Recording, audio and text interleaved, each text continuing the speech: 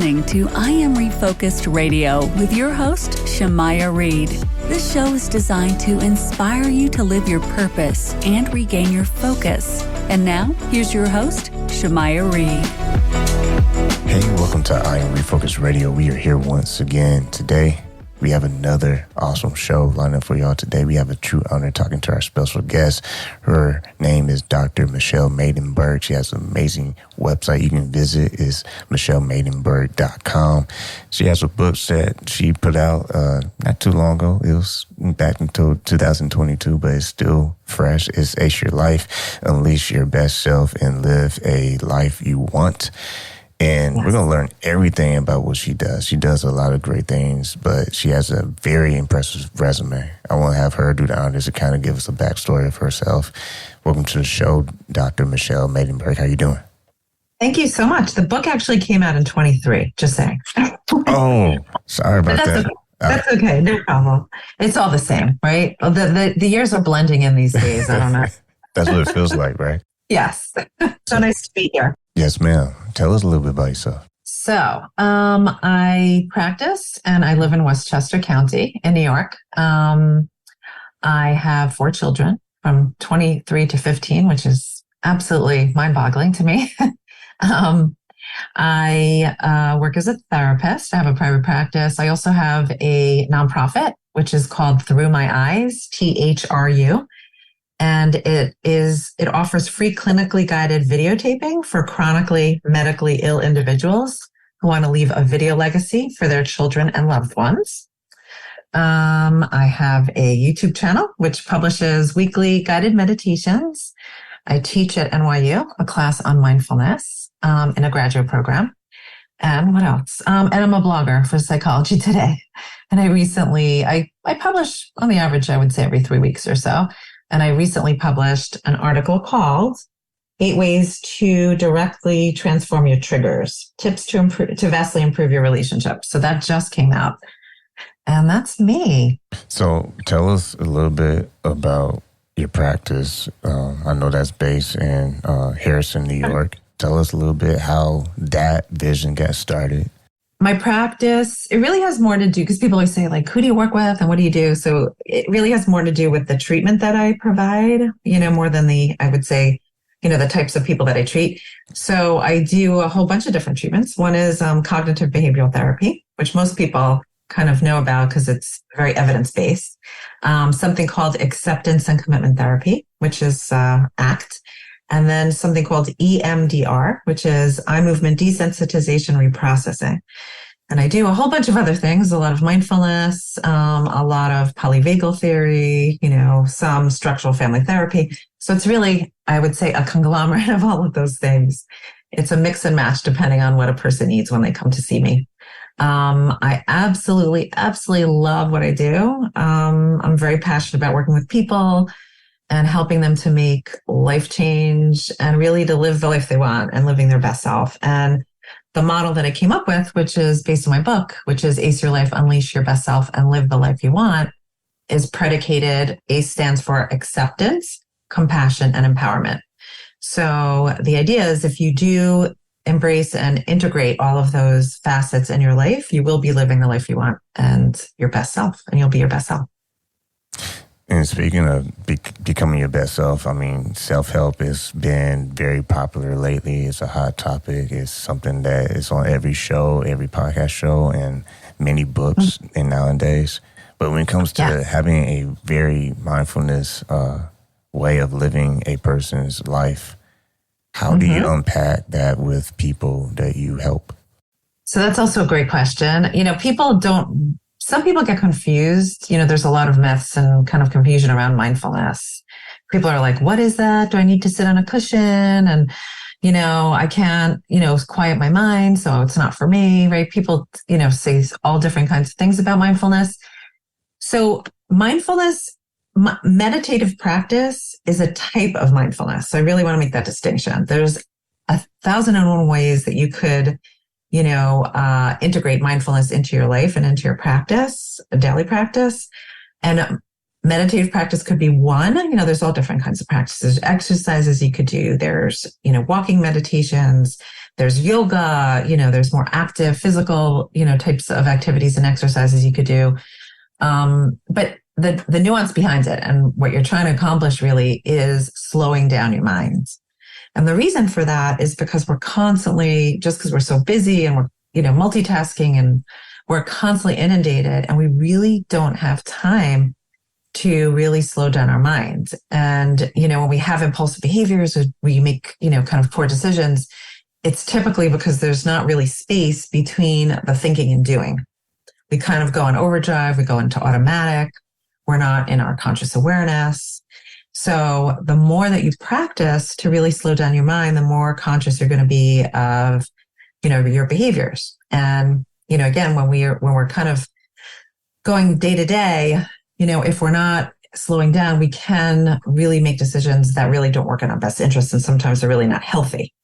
So it's really advisable to slow down and to really have more of a mindful based living if you could do it. And anyone could do it, by the way. It only takes a couple of minutes a day to practice. And I'll just give you a personal example. It just happened the other day where I had I had kind of an interaction with somebody, and I had really strong feelings that came up, negative feelings. And my go-to place when I was younger would be to lash out because I was frustrated, I was angry, I was hurt, I was wounded.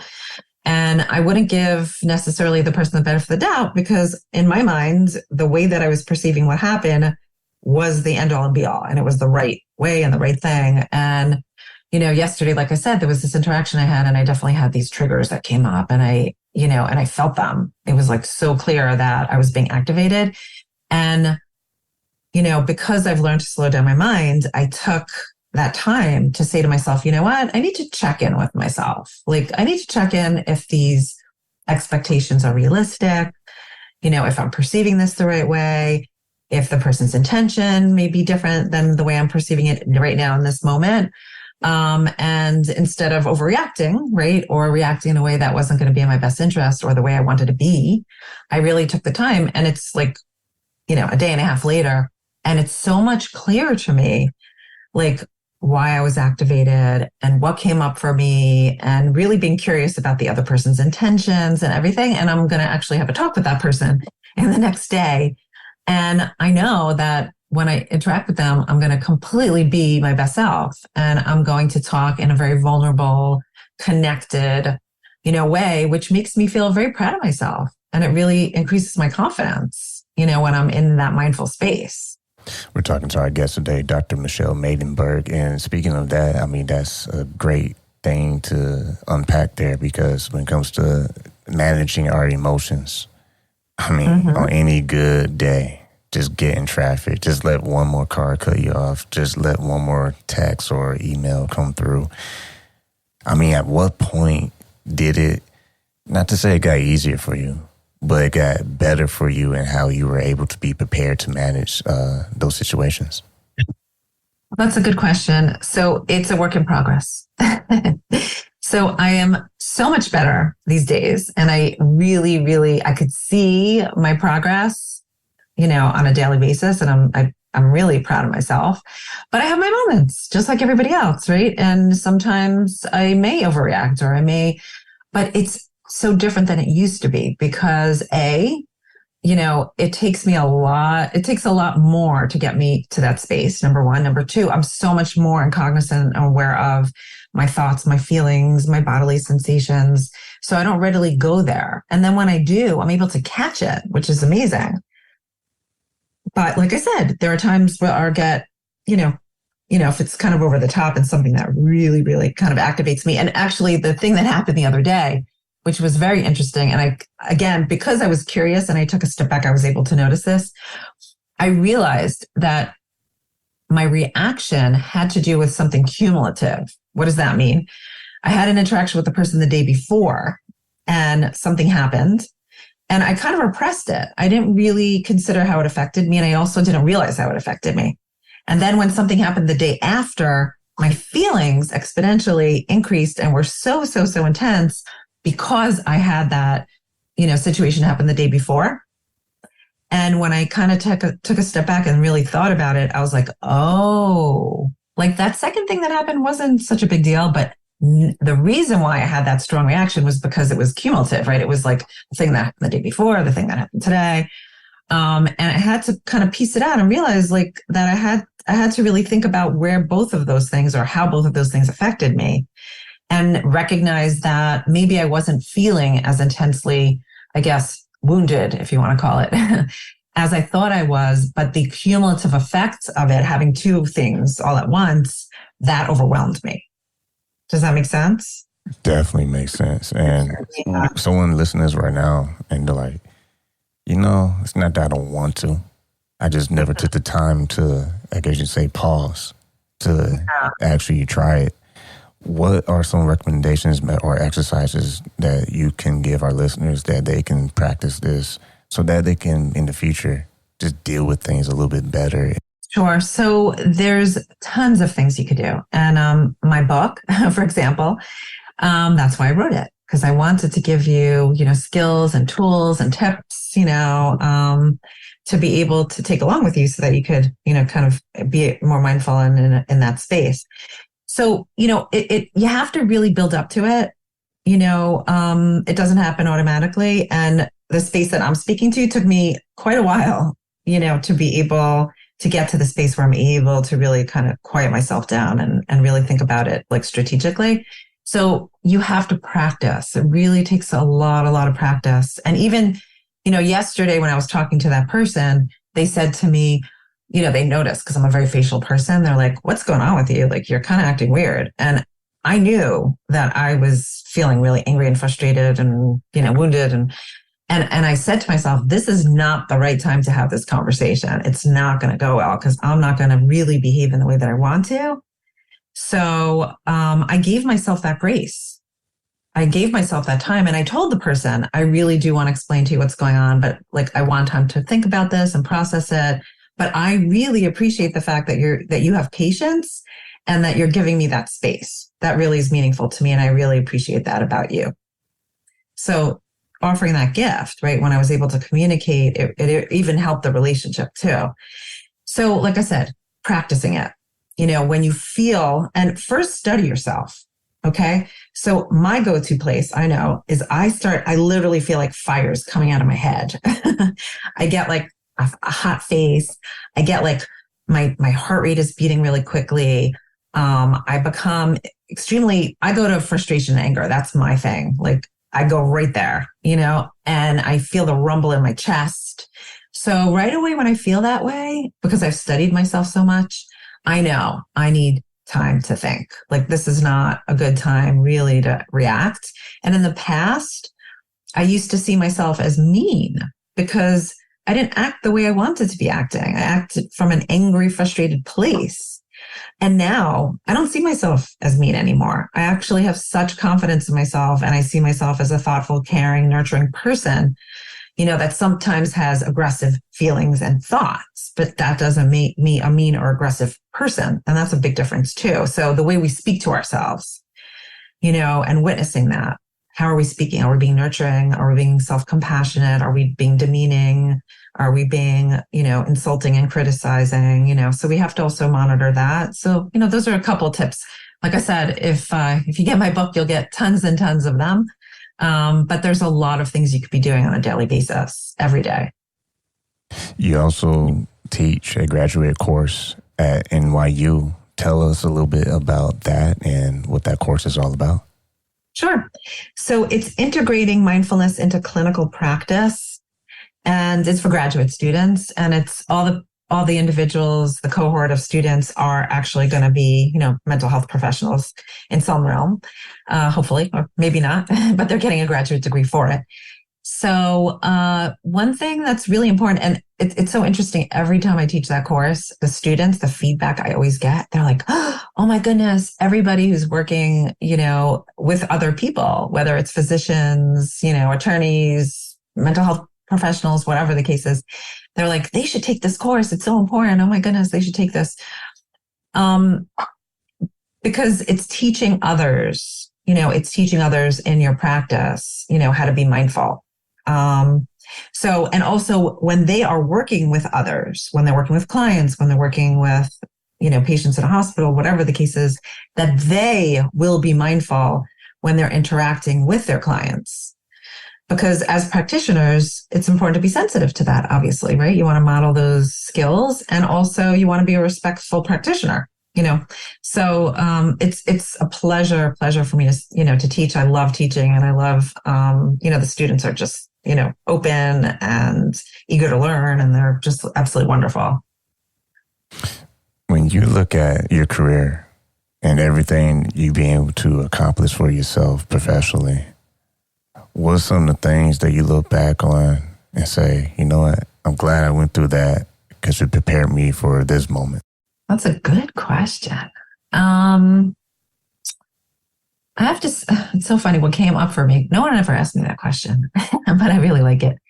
I'll never forget my first internship in graduate school was working for Veterans Administration, and it was in Brooklyn, New York, which is, could be a tough population. But I just remember I had this client, and he was really trying to test me, really getting under my skin. And he went to town. He insulted every inch of me, like literally. He insulted the fact that I was white. He insulted the fact that I was Jewish. He insulted the fact that I was a woman. I mean, he went for the gusto. And I sat there and I was like this little peon, in my early 20s or whatever the case is.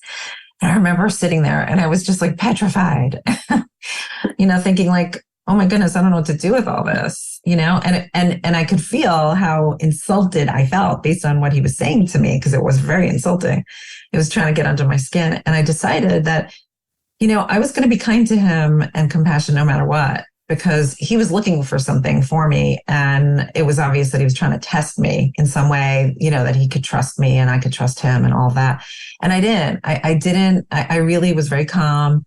And I said to him, wow, you have really strong feelings. And I wonder what it's like to sit here with me, considering everything you just said is all about me, and it was so funny because he stopped and he goes, you didn't react to me. I go, no. I mean, I have feelings about what you said, but, I respect, everybody has a right to their opinion and their feelings. And he's like, that is so cool. He's like, I really tried to get under your skin and you didn't let, you handled that really well. And he went on and on. And after that, he was so cool with me and he trusted me and we had a great relationship. But I think the point that I'm making is just being with somebody's pain or agony or woundedness or whatever the case is and being very authentic. And that's that's the feedback I get from many of my clients, is that they find that I'm very authentic. And that is the best compliment I could get. So I think really making sure that I'm always practicing with integrity and with authenticity has been really, really important to me. That's a great story because it leads up to this question. Okay. When it comes to having self-acceptance of ourselves, I mean, that's a journey in itself, but how have you, throughout your life journey, been able to master that? Mm-hmm. So the power is in the doing. And I cannot say that enough. So a lot of my work is also around values. And in a chapter of my book, I have a whole chapter actually around values. And I also, walk you through an exercise on how to establish what your values are. Because a lot of people don't know. They think they know what their values are. But when they do my exercise, sometimes they're surprised. And when you're in touch, and for myself, when I was very, very clear what my values are, and when I make it a point on a daily basis to lean into them in the way that I want to, and I give myself accolades and I notice and I, really make it a point, to acknowledge my accomplishments and my success, that builds and fortifies confidence and self-acceptance. And, I'll give you another example. One of the things also that I guess I grapple with, on a personal level, is sometimes I could kind of feel like I'm too much. And I know a lot of people feel that way. And why do I feel like I'm too much? I feel like I'm too much because I'm a very, very emotional person. I'm an empath. and I feel feelings on such a deep level. I am like extremely compassionate and thoughtful, and, and for some people who are in relationships with me, that's a lot, right? So I know I'm not for everyone, let's put it that way. And that's part of something. So I used to feel that I'm too much, and that used to make me feel unworthy in some respects. And now it just happened this morning where I was feeling a little sad, about something. And I said to myself, I'm not too much. I am just right. And, I'm going to have relationships in my life, and I'm going to connect to people who are going to be appreciative and, loving and nurturing of that part of me.